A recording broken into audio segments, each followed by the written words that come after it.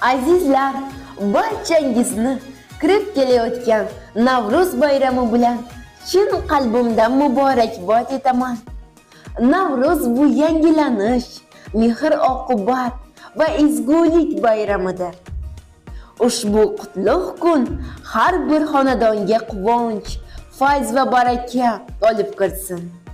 Yurtimizga tinchlik, xonadonlaringizga esa baxt va farovonlik tilayman.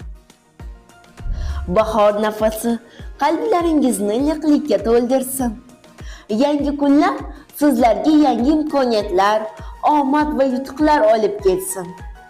Har bir oilada kulgu, totuvlik va mehr doimo hukm sursin. Ota-onalarimiz doimo sog'-salomat bo'lishsin. Navro'zning fayzli dasturxoni